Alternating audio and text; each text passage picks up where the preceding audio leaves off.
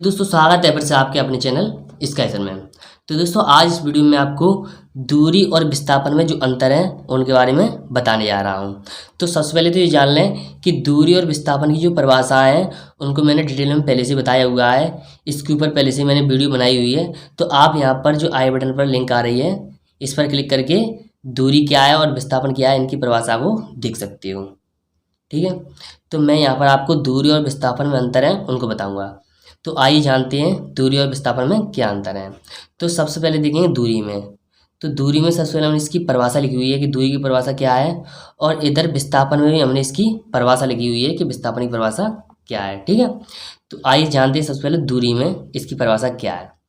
तो किसी पथ की तय की गई कुल लंबाई को दूरी कहते हैं। तो ये तो दूरी की परिभाषा है। क्या है परिभाषा?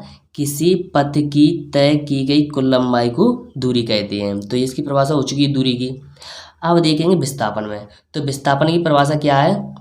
किसी वस्तु द्वारा प्रारंभिक स्थान से अंतिम स्थान तक तय की गई बीच की न्यूनतम दूरी को विस्थापन कहते हैं। तो ये विस्थापन की परिभाषा हो गई। ठीक है, यहाँ पर मैंने दूरी परिभाषा बता दी है, यहाँ पर विस्थापन की परिभाषा बता दी है। तो पहला पॉइंट तो यही हो चुका है इन दोनों के अंतर के। ठीक है, अब आइए जानते हैं इनके बीच दूसरा पॉइंट है उसको। तो दूसरा पॉइंट क्या है? दूरी में देखेंगे यह अदिश राशि है। यह कैसी राशि है? अदिश, यानी इसकी दिशा नहीं होती है। ठीक, और इस तरफ देखेंगे विस्थापन में तो यह सदिश राशि है। यह कैसी राशि है? सदिश, तो इसकी दिशा होगी। अब यहाँ पर देखें जब दूरी अदिश राशि है तो इसका तीसरा पॉइंट आपको वैसे याद हो जाएगा इसी से। ठीक है, यहाँ पर देखें इसमें केवल परिमाण होता है। अब अदिश राशि है तो केवल परिमाण ही होगा, दिशा नहीं होगी। ठीक है, ये बात ध्यान में रखना। जब कोई चीज़ अदिश हो या कोई राशि अदिश राशि हो तो उसका केवल परिमाण ही होगा, दिशा नहीं होगी। ठीक, अब यहाँ पर देखें विस्थापन में। तो विस्थापन क्या है? यह सदिश राशि है। ये सदिश राशि है। तो यहाँ पर देखेंगे इसका तीसरा पॉइंट क्या होगा? तो इसमें परिमाण और दिशा दोनों होती हैं। जब यह सदिश राशि है तो इसकी दिशा होगी, तो इसमें परिमाण और दिशा दोनों होंगी। ठीक है, यहाँ से एक बात समझ में आ गई होगी आपको। जब कोई राशि सदिश राशि हो तो उसकी परिमाण और दिशा दोनों होती हैं। ठीक है, तो यहाँ से अपना तीसरा पॉइंट क्लियर हो चुका है। अब आइए जानते हैं चौथा वाला पॉइंट है उसको। तो चौथा वाला पॉइंट क्या है? यहाँ पर देखें यह सदैव धनात्मक होती है। यानी दूरी जो होती है वो कैसी होती है? सदैव धनात्मक होती है। ये हमेशा ध्यान रखना। ठीक, कभी कभी ओडी में पूछ लिया जाता है कि दूरी सदैव ...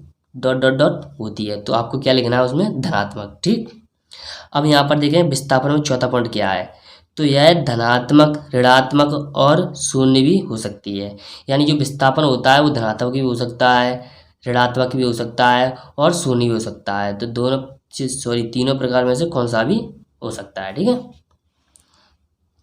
अब है पांचवा वाला पॉइंट। तो दूरी में देखेंगे पांचवा वाला पॉइंट क्या है? दूरी का मान विस्थापन के मान से बड़ा होता है। यानी ये दूरी का मान होता है वो विस्थापन के मान से कैसा होता है? बड़ा होता है। और इसमें पांचवा वाला पॉइंट है विस्थापन का मान दूरी के मान से छोटा होता है।